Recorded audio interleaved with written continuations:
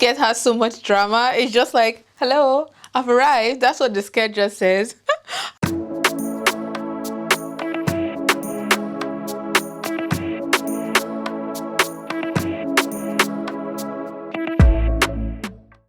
What's up, Katie Baz, and welcome back to another sewing video. This video is going to be for this pencil skirt that has an asymmetric ruffle detail that cuts across the front all the way to the back. And I just thought this looked really cool. I thought it would be a great idea to also do this with print and plain, so there is a lot more drama and a lot more personality and attitude to the skirt. Now this skirt is midi length, so it goes below my knee, but you can have your shorter or longer if you wanted.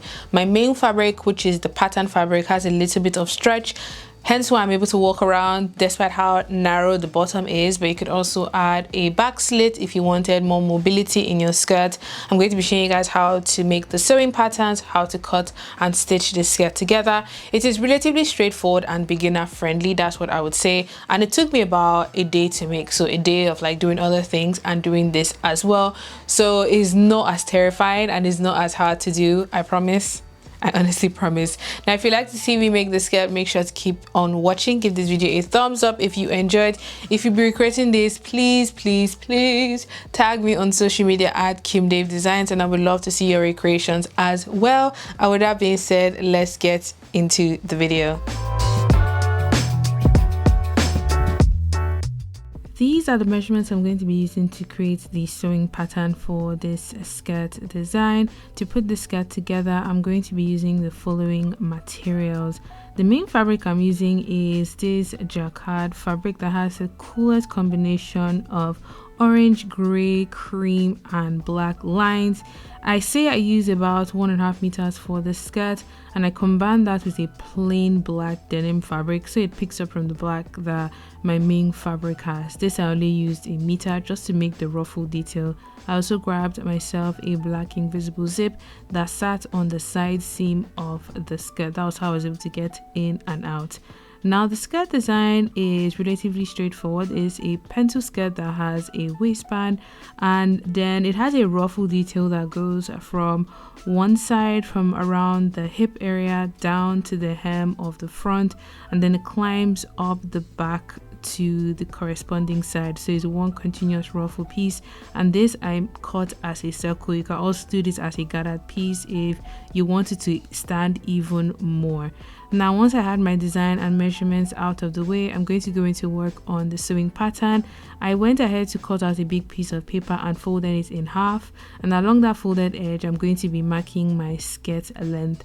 Now my skirt is midi length, so it goes below my knee, but you can have yours shorter or longer if you want.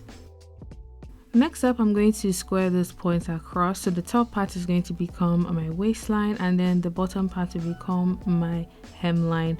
After I was done drawing in these horizontal points, I went ahead to mark the vertical distance from my waist to my hip, and mine in this case is about 9 inches because I'm going to add an additional waistband. And I'm just going in here to square the hip line across like so. So I have a nice clear indication to help me plan the rest of this skirt design. Along the waistline, I'm marking 1/4 of my waist measurement plus 1 inch for my waist dart.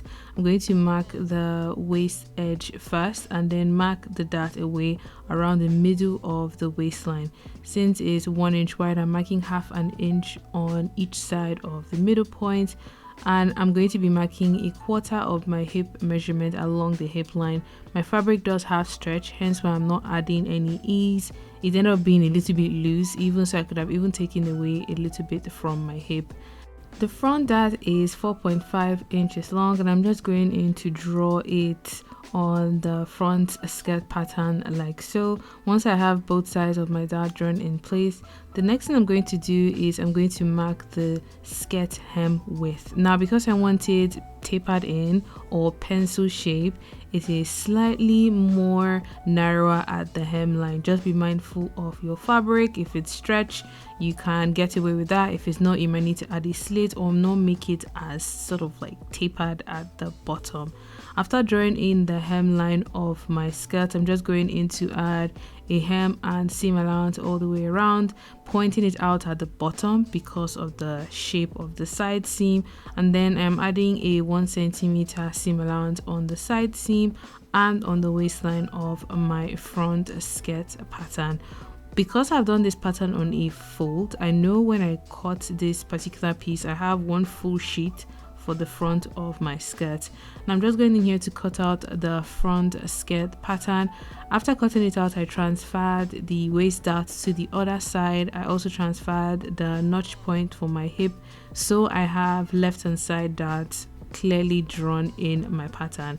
Now this is what my front skirt is looking like once I open up the folded piece. And because we're going to be adding that asymmetric detail, I'm going to be drawing in where I want to slash this pattern.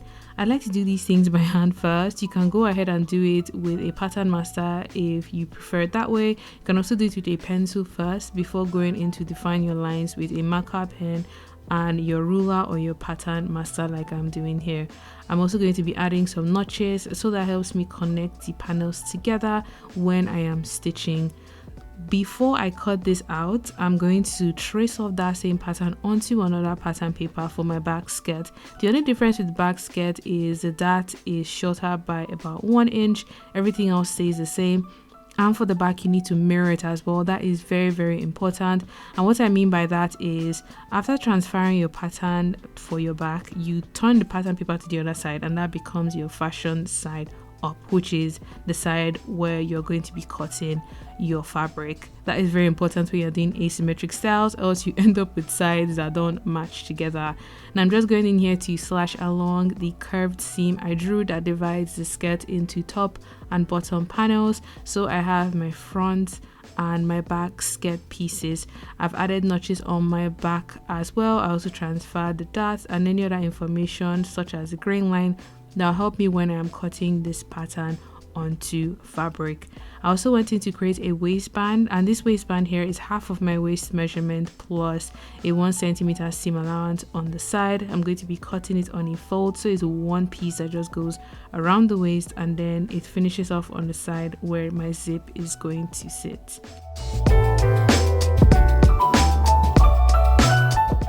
Alright, so I've pinned down my patterns, and because I didn't add seam allowance to this curve seam where the ruffle is going to go, I have pinned it in such a way that I gave room to draw in the seam allowance with the chalk. So for this part, that's the seam allowance. For the bottom part, this is the seam allowance, and I'm going to cut everything else along the edge of the pattern except along this chalk line. So I've done this for this back of the skirt. So the back of this is the front side. I've done it for the front side, and I have repeated the same thing for the other side as well.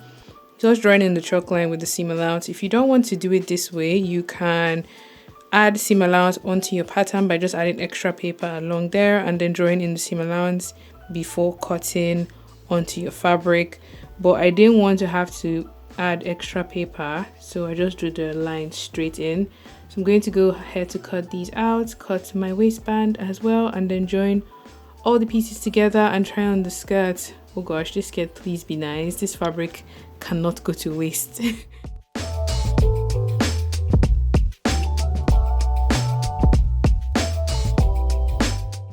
So I'm going in here to cut out the different panels for my front and my back skirt. I'm cutting the main skirt in this fabric here, and then I'm going to be cutting the ruffle detail in the plain black denim. I ended up using about 1 meter for that detail, and the way I'm going to be cutting it is as a circular piece, which is how I cut my circle skirt.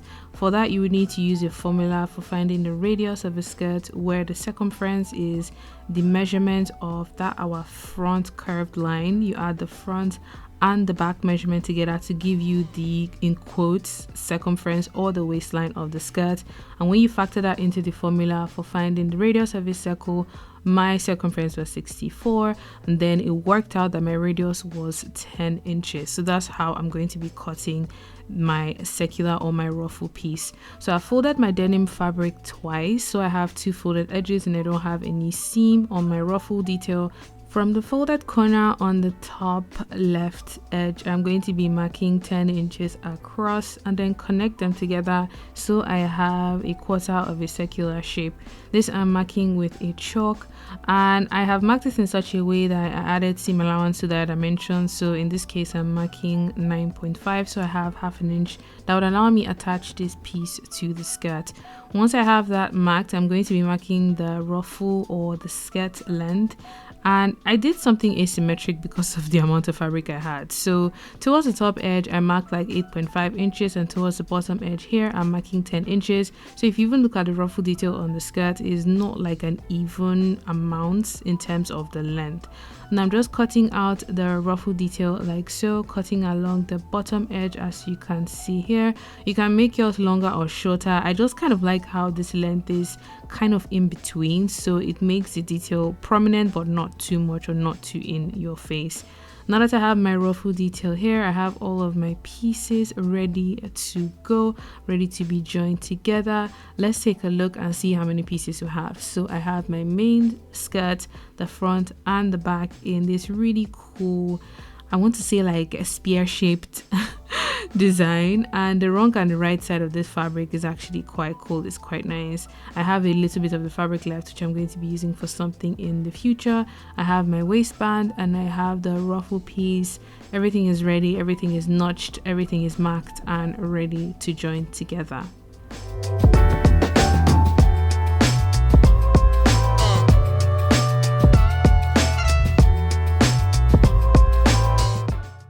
I'm going to start off by marking the dart along the waistline, and to do this I have grabbed the pattern for this particular segment, and I'm going to be transferring the dart points from the pattern onto the fabric, and on the wrong side of the skirt I'm going to be marking with a chalk the exact point where the dart stops. This I'm going to do for the front and the back of the skirt.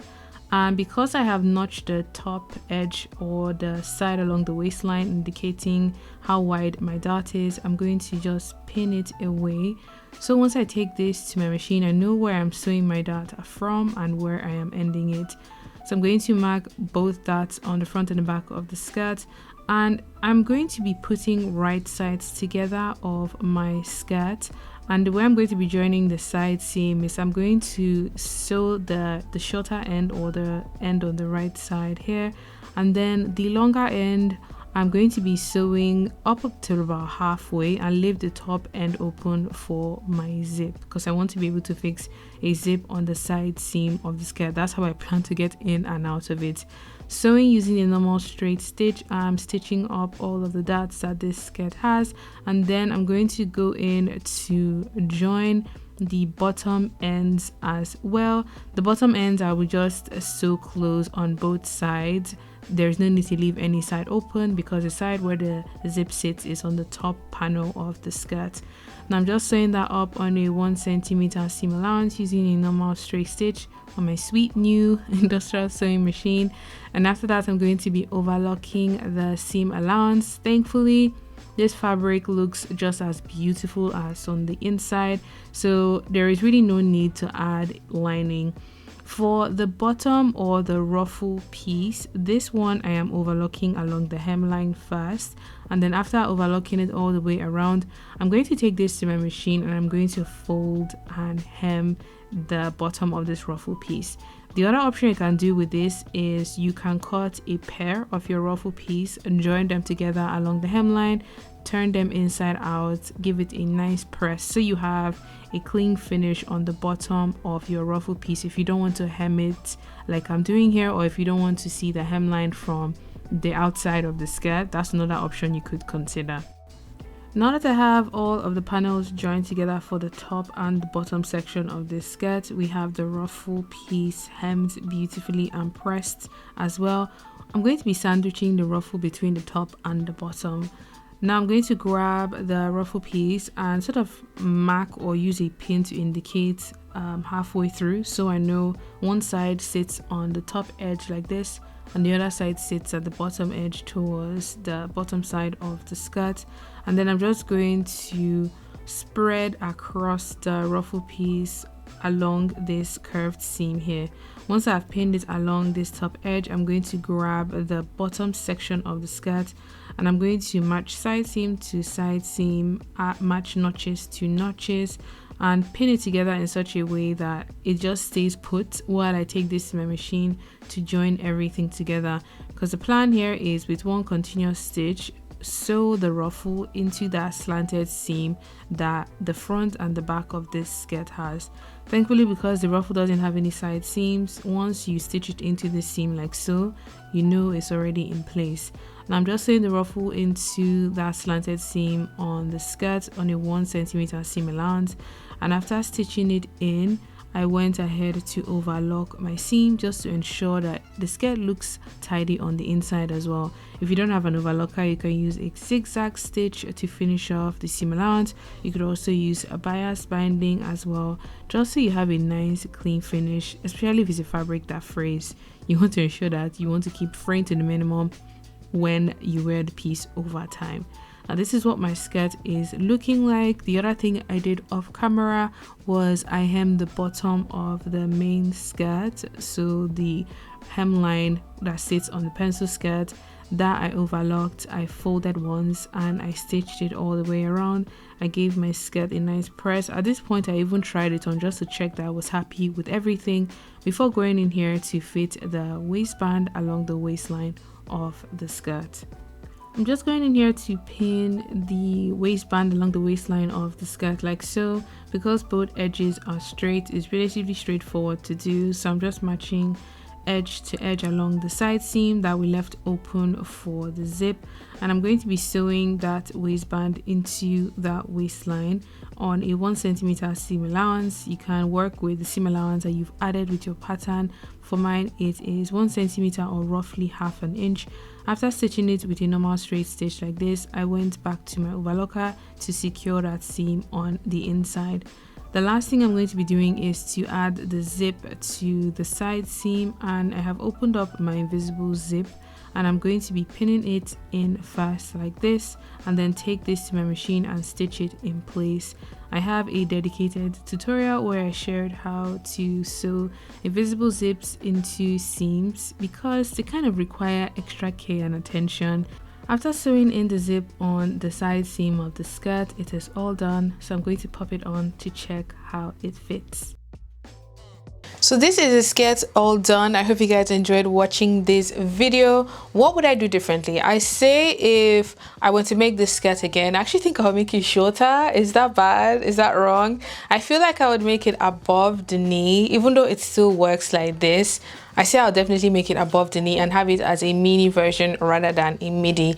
The second thing I noticed was on the side where the ruffle dips low, if possible, I would say make the ruffle as a gathering rather as a circular cut piece. Now this is why. If you look on this bottom edge where there is the ruffle going downwards towards the side, the fabric is sort of bending in a way that it shouldn't be. I think that is because of how I drew the shape of the cut that goes to the side. So if you want to prevent that folding from happening, as you go towards our bottom, try and make it more straight rather than at a point like I did. So have it more straight so it creates like sort of a straightish line when the back and the front connect on the side seam, or just do your ruffle as it gathers.